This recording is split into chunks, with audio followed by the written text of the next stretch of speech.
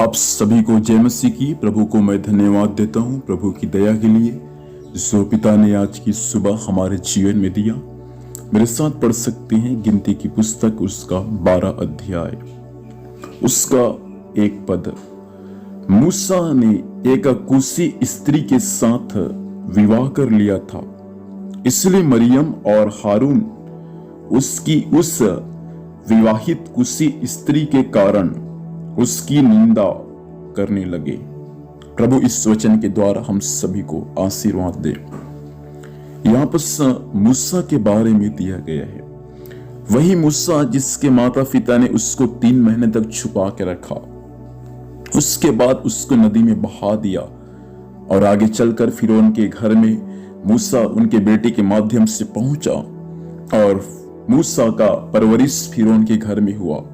जब फिरौन जवान हुआ और जब जंगलों में भेड़ बकरियों को चरा रहा था, वहां परमेश्वर ने मूसा को झाड़ियों में दर्शन दिया आग के रूप में।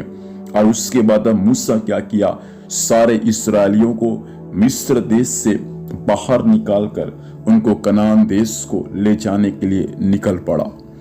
मूसा के बारे में बाइबल हमें यह सिखाता है कि मूसा कुछ समय के पश्चात एक कूशी स्त्री के साथ विवाह कर लिया और उसके बाद में ऐसा हुआ, मूसा के विवाह के पश्चात उसका बहन मरियम और उसका भाई हारून मूसा की निंदा करना शुरू कर दिया कि उन्होंने उस स्त्री के साथ विवाह क्यों कर लिया।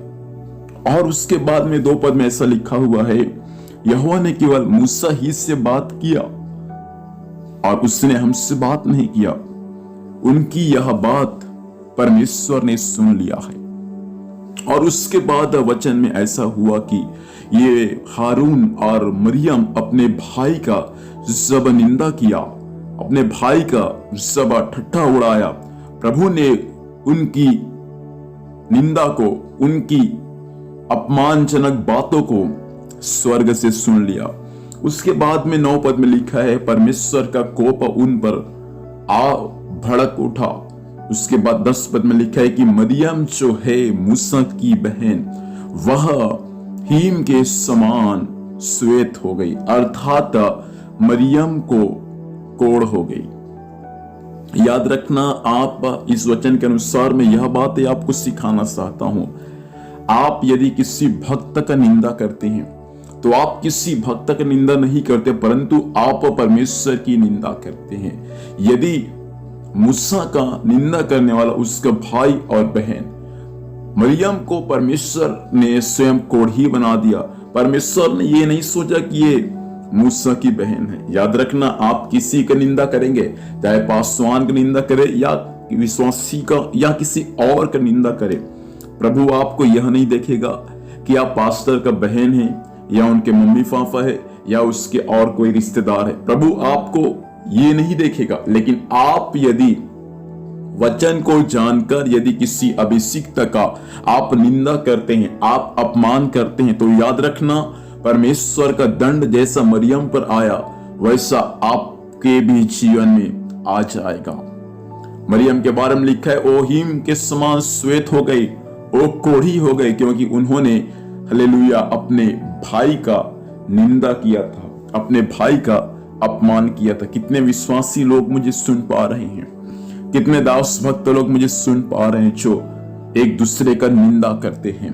याद रखना, निंदा करते हैं, अच्छा लगता है आपको एक दूसरे का निंदा करना, एक दूसरे का अपमान करना, लेकिन जब परमेश्वर का हाथ आप पर आएगा, वो प्रभु ऐसा आपको दंड देगा, वो दंड आपके सहने से बाहर होगा। इसलिए ना तो किसी का निंदा करे और ना तो किसी का निंदा सुने।